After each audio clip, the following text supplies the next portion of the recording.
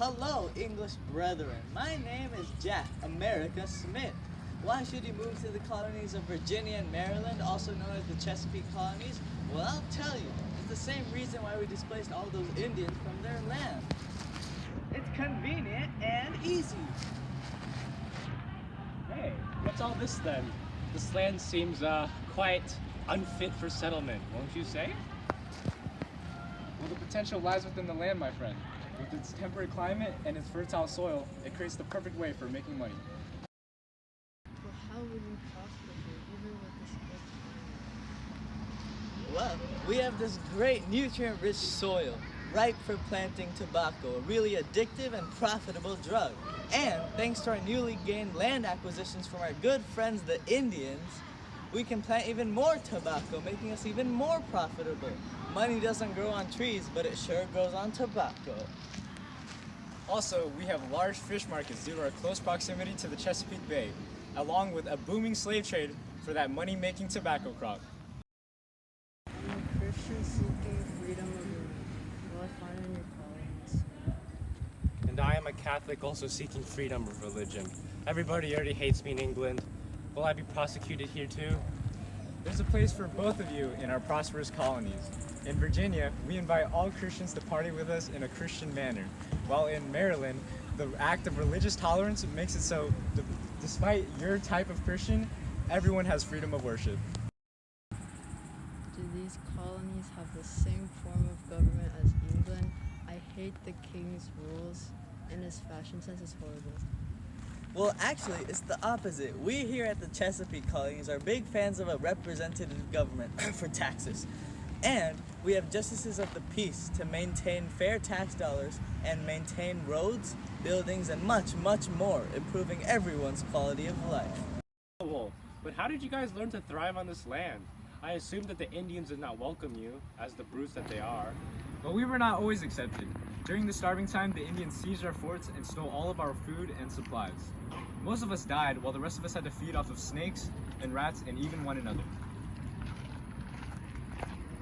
Were you in trouble with the Indians after that unfortunate circumstance? Oh, but of course! The Second Anglo-Powhatan Wars occurred after we pushed into Indian lands to grow more of that sweet, sweet tobacco. But they didn't like that for some reason, so in retaliation they attacked us, and we attacked them by burning all of their food and supplies, while also killing all their women and children. It's a fair trade if you ask me. Anyways, at the end of it, we got some sweet land and money to profit off of. Yo. That's a tremendous amount of achievement in such a short time. I bet you had some prominent figures spearheading the success. That's right. In fact, we have Lord Baltimore, who was given land by the English king because he believed that Catholics had the right to believe in their own religious convictions, along with John Rolfe, who brought over and cultivated tobacco. Let's talk about this land. What's in it for us? Hear me out, my friend. You get to become a wife. You get to raise children and do housework. And you better hope your husband treats you well, because that's what your status depends on. Couldn't have said it better myself, Julian. Did you know that when your husband dies and you become a widow, you get even more power? And with our mortality rates, you'll become more powerful in no time.